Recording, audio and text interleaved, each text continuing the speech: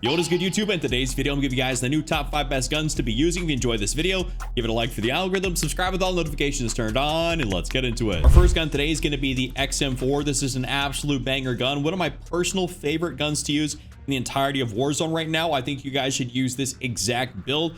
First attachment in here is going to be the Kepler red dot. I personally believe this is like the best optic, especially if you're playing something like Resurgence. It gives you a little bit more than like a red dot style magnification, just ever so slightly more, but it's just, you know, very clear to be able to use. It's not like a 3 times either. So I really like this. If you guys don't want to use the Kepler red dot, I'd recommend going down for the Willis 3 times or even the Jason Armory 2 times. Both are going to be more solid. I think the Willis 3 times is probably the best like longer range optic, and this is about the maximum you'll ever need. But the Willis 3 times, Jason Armory, or the Kepler red dot. And if you want to go down to an actual red dot site, you can go down here and throw on the Kepler micro reflex, and you'll be good to go. So a nice few options in here for your AR builds, or specifically the XM4. After that, we're gonna go for the compensator. This is gonna help us out their overall vertical recoil. You can really stabilize this gun out, make it an absolute laser beam. So I'd recommend for you guys to go ahead and run this. It just is the most effective attachment in here and making this gun really good at longer distances. Barrel section, we're going to throw on the reinforced barrel to give us that increase to our damage range and our bullet velocity. Since I already have this selected, it'll calculate on here, put you out to about 47.2 meters, or basically right where you want to be. It's not the absolute farthest distance, but realistically speaking, you'll be totally good. And this is essentially the most effective AR you can use, and it is really nice to have a great bullet velocity at about 900 meters per second, slightly above my face cam, and your effective damage range being closer to that 50 meter mark, which is pretty much where you want to be. So we're gonna have that on there. In the barrel section, we're throwing on the vertical foregrip to help their horizontal recoil control. That's really all you need. There's no reason to go in here and throw on anything else like the lightweight, marksman, precision, ranger. Doesn't really matter. You could probably get away with running the ranger, realistically speaking, because it still does help with your horizontal recoil control, but it also does give you sprinting movement speed.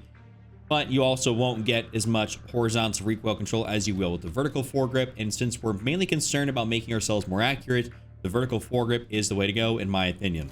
And lastly, we're gonna go down here and throw in the extended mag 2, which is gonna give us 60 rounds in the mag. I'm a 60 round mag kind of guy, so I really like having that 60.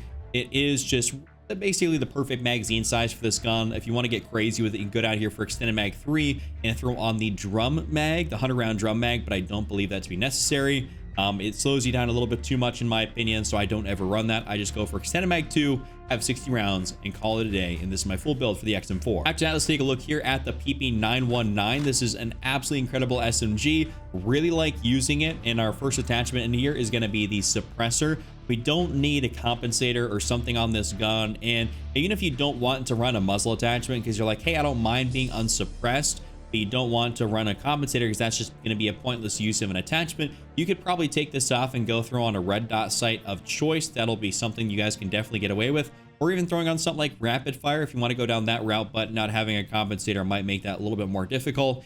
Just kind of a little bit of food for thought. But the suppressor is what we have on here first. It helps out you quite a lot. Barrel section, we're going to go throw on the long barrel. This just increased our overall damage range. We can take a look at the detailed stats right here. Pushes you out to about 17 meters, which that 14 meter mark is where you kind of realistically want to be for an SMG. So this puts you way out in front of that, and you can be truly effective out like a lot farther than most SMGs, or especially, you know, the top SMG, which is technically probably the Jackal PDW. That's only got about a 14 meter range, so you got an extra 3 meters of peak effective damage range on that gun.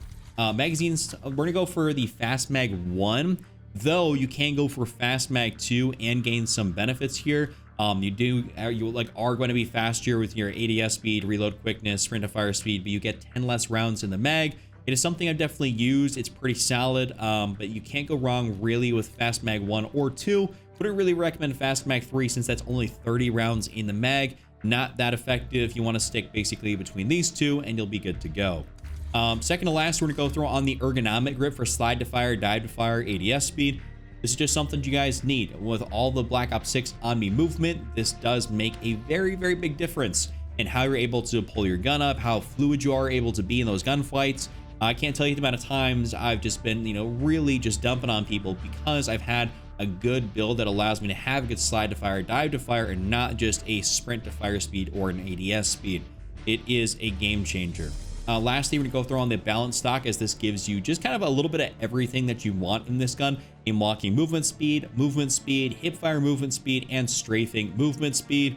I mean, 4 great things right there, no cons, can't complain about that. If you don't want to run the balance stock, go for the infiltrator and you'll get a little bit of extra aim walking movement speed. You won't get anything else. So just kind of keep that in mind, a little bit of food for thought. Infiltrator or balance, up to you guys, but this is the full build here for the PP919. Next up is going to be a build on the MTZ556. Yes, a Modern Warfare 3 gun is technically still good, and Black Ops 6 Warzone, a little bit weird to think about, but it is still really good. And the first attachment on here is going to be the Jack Glassless optic. Haven't been talking about that Jack Glassless much because none of these Jack attachments are available on BO6 guns. So we have the Jack Glassless optic here, which doesn't actually give you any more aiming stability anymore. They took that away as a pro. So all it does is give you a precision sight picture, and it slightly slows down your ADS speed. Not really sure why they put that on there, why they made it kind of a con, but it is what it is. I guess they're trying to balance out some of like how good these MW3 guns are. After that muzzle section, we're gonna just keep rocking with the Quartermaster suppressor. Keeps you undetectable by the radar, helps your horizontal and vertical recoil control, of course, at the cost of some ADS speed and sprint to fire speed. It does make sense. That's kind of pretty much what it's always done. Maybe a little bit more so now, but that's just them trying to balance things. So the Quartermaster is indeed elite. Barrel section, we're going to throw on the MTZ Clinch Pro barrel. This gives you the maximum increase to your bullet velocity, damage range, aiming idle sway, and firing aiming stability. So 4 great things right there at the cost of some aim walking speed and some hip fire and tac stance spread, which we really don't care about, is you're not really going to be hip firing with this thing. You got an SMG or something else in close quarters with that overkill wild card that you should be using. Now we're going back, skipping that barrel section. We're going to throw on the 50 round drum. This is just, of course, the move on this gun. No other way to say it. It's just what you should be running. And then lastly, we're going to throw on the MTZ Marauder stock, which helps you the absolute most with your gun kick control and recoil control on this gun. This is what we were running beforehand, but it is still the best setup to run on the MTZ 556. Next up is going to be the BP50, but the SMG. And the first attachment on here is going to be the Jack Revenger kit. And I should say that the BP50 SMG or the Jack Revenger kit, you know, this is incredible. It doesn't have the greatest mobility, but it's got a crazy fast TTK, so that can make up for it. And it's a great thing to be able to have when a lot of people don't have all the BO6 SMGs leveled up. This will be right here for you guys to use and be truly effective. So that's our first attachment. After that, we're gonna go over here. We're just gonna use the 9mm high grain rounds. This is gonna increase out our bullet velocity and damage range, making you just for real more effective. Pushes you out to 15.7 meters when you have all the attachments that I'm giving you on the gun. So that is super awesome and makes you really, really effective. After that, we're gonna go over here and run the Kimura RYL33 laser light. Helps you with a variety of things: aim walking, steadiness, tac stance spread, sprint to fire speed, and aim down sight speed. Don't care as much about the tac stance spread. What we really like is the sprint to fire speed and the aim down sight speed. That is absolutely incredible, and I think you guys will really get some enjoyment out of using this attachment. It kind of sometimes helps in close quarters situations when you have a bit of a laser and you can kind of hit fire a little bit easier. Just keep in mind you cannot camp in a corner in ADS because this will be visible. After that, we're gonna go into the rear grip section, throw on the CCG tac tape. This gives you tac stance spread and sprint to fire speed. Just care about that sprint to fire, and we're trying to speed this up. We don't have a lot of attachments available to us since they're blocked off by using the conversion kit here, but overall this is still the way to go. And then lastly, we're gonna go to the muzzle section, and this is at the very bottom of this whole thing, and you have to scroll the long way all the way down. You can't just hit up and go all the way down. You have to use the VLK Kolos flash hider, however you're gonna pronounce this thing, but it conceals your muzzle flash, which is really nice, and it also boosts out your damage range and your firing aiming stability. So super awesome to be able to have this on this gun.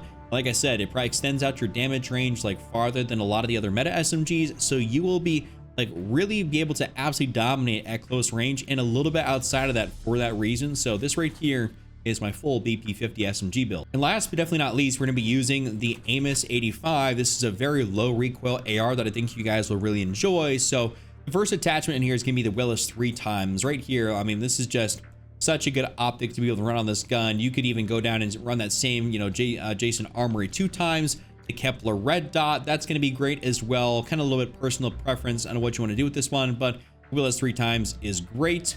Muzzle section, we're throwing on the compensator just to help us out, of course, with that vertical recoil control. It does make a large difference. So this build's going to be very similar to our XM4. Barrel section, we're throwing the gain twist barrel.